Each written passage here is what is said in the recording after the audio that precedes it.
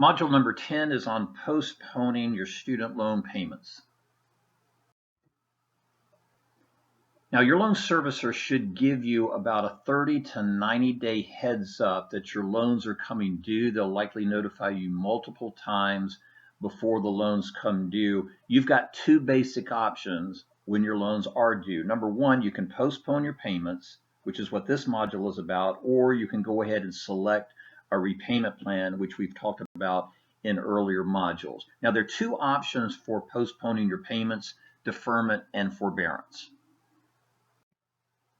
Now, the first way to postpone payments on your federal loans is with a deferment. Now, in all likelihood, this is not what you are going to qualify for. You're going to postpone payments in your residency program with a forbearance that we're going to talk about on the next slide.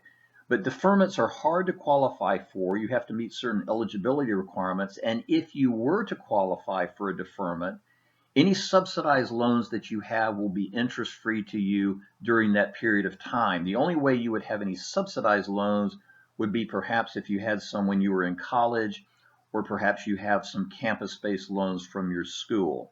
So once again, deferments are hard to get during your residency program because of the eligibility requirements. Now, there is a graduate fellowship deferment that you can apply for after your residency program is up if you do a subspecialty or fellowship program. More information available from your loan servicer, also at studentaid.gov. And by the way, if you are in a period of deferment, you are considered to be in good standing and your credit is protected. But not to worry, if you either need to postpone payments on your federal loans or you simply want to, you can do that with what is called a forbearance. Now, during a forbearance period, interest accrues on all of your loans, but look at your student loan portfolio. For most of you, the loans you have in your student loan portfolio are already unsubsidized, direct unsub, direct plus, and they've been accruing interest anyway. Now, there are two categories of forbearance: mandatory and discretionary. Look at the section under mandatory. Mandatory forbearance for medical and dental interns and residents. You are guaranteed to get this. You cannot be turned down for this forbearance as long as your house officer, program director, GME director signs a statement saying that you are in fact a medical intern or resident.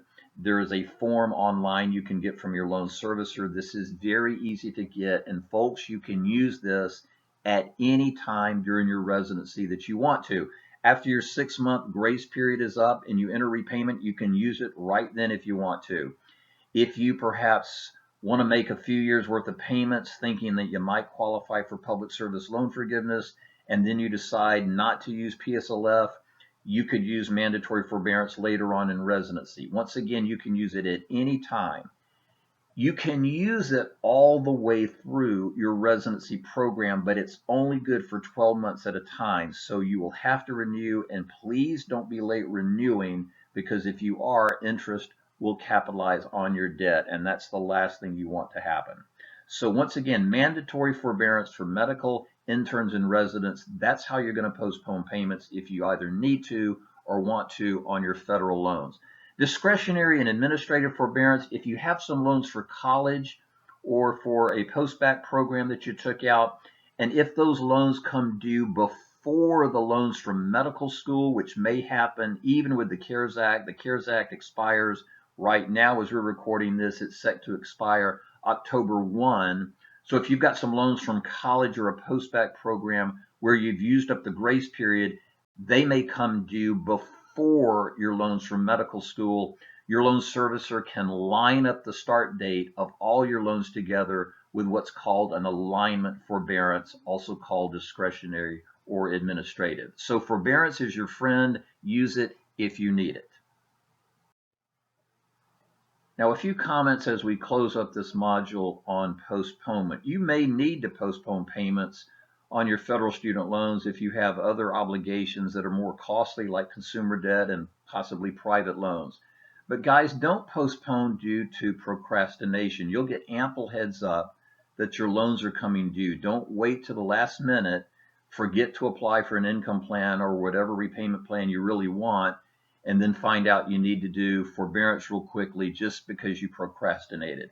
Now, if you do postpone your payments, you can make voluntary payments on the highest rate loan during the postponement period or on a smaller balance loan if you want to.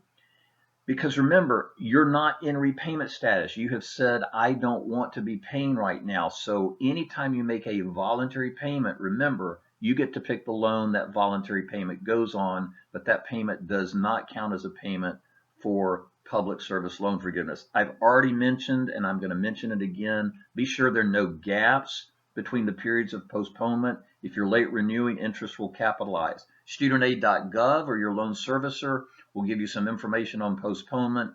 And again, postponement during residency is absolutely guaranteed with mandatory forbearance for interns and residents. You cannot be turned down for that postponement option. This is the end of module number 10.